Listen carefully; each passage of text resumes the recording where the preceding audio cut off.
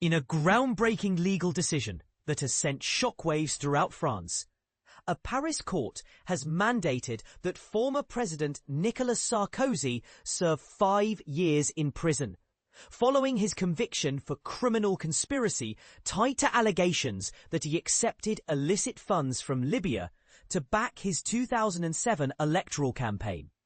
This ruling marks a historic first, making Sarkozy the inaugural ex-president of contemporary France to be sentenced to imprisonment.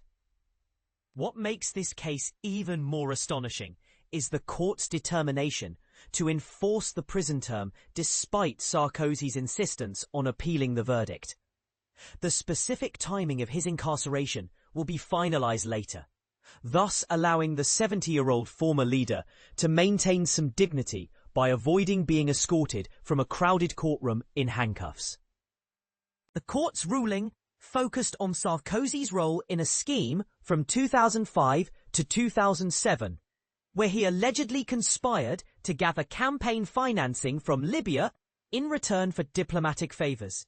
Interestingly, he was acquitted of several other serious charges, including passive corruption and illegal campaign financing, an aspect that could lead to mixed opinions on whether justice has truly been served. In response to the ruling, Sarkozy vehemently denied any wrongdoing. "If they want me to spend time in prison, then I will do so with my head held high.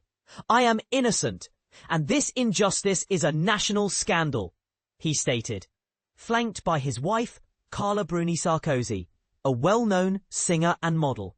He fervently appealed to the French populace to recognize the gravity of the situation, urging them, regardless of their previous voting choices or political affiliations, to reflect on the implications of this ruling.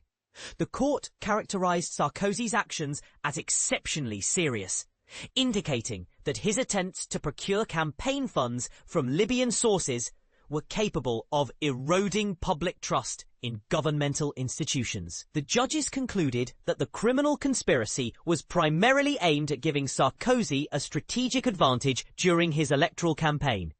Prior to his presidency, Sarkozy held the position of Interior Minister. The court suggested that he exploited his role to instigate a high-level act of corruption. Sarkozy, however, has minimized his involvement, labeling the funding effort as merely an idea rather than a concrete plan. "I am being convicted for supposedly permitting 2 staff members to explore the idea, just the idea, of seeking illegal financial support for my campaign," he explained.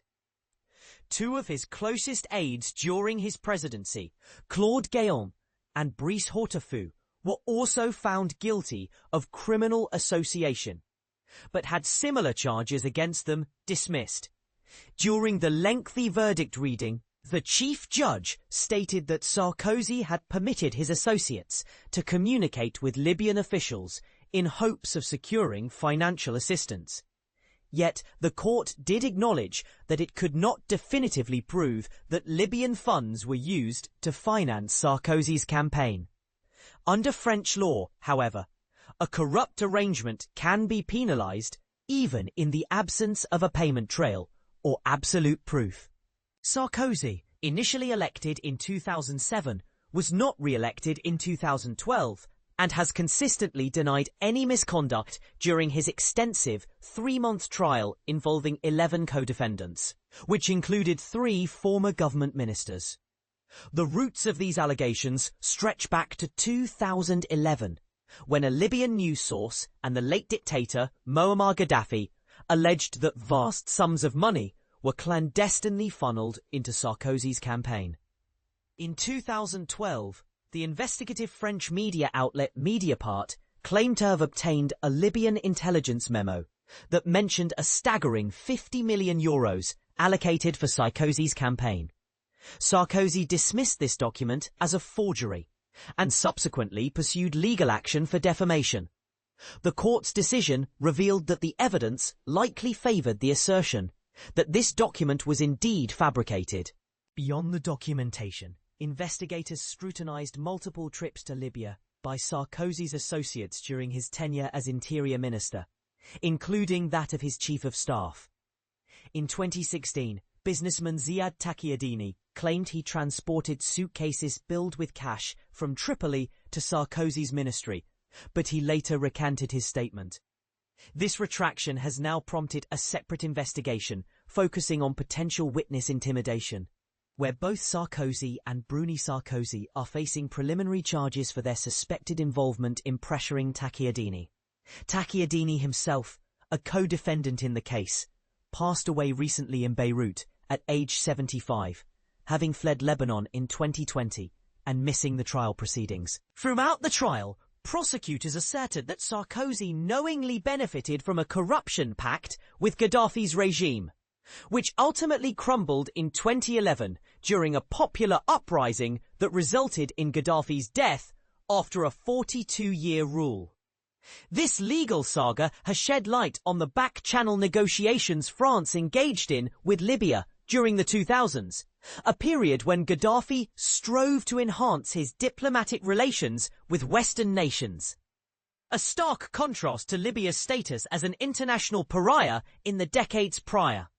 Sarkozy has continually framed the allegations against him as politically motivated, insisting they are based on fabricated evidence. During the trial, he portrayed himself as a victim of a vendetta from liars and crooks, including members of the Gaddafi clan. He even insinuated that the accusations of illicit campaign financing served as retaliation for his stance as a proponent of Gaddafi's ousting when he became president. Being one of the first Western leaders to advocate for military involvement in Libya during the Arab Spring protests, Sarkozy raised the question, what credibility can be given to statements driven by vengeance? In June of this year, Sarkozy faced additional repercussions when he was stripped of his Legion of Honor medal, France's prestigious award, following a conviction on separate corruption charges. Earlier, he was also sentenced for attempting to bribe a magistrate for confidential information regarding a legal case linked to him, which resulted in a year-long sentence, partially mitigated to just a year of electronic monitoring. Thanks to his age, he was conditionally released in May, allowing him to remove the tracking device after a mere 3 months. In yet another legal verdict, Sarkozy was found guilty last year of illegal campaign financing concerning his unsuccessful 2012 re-election campaign.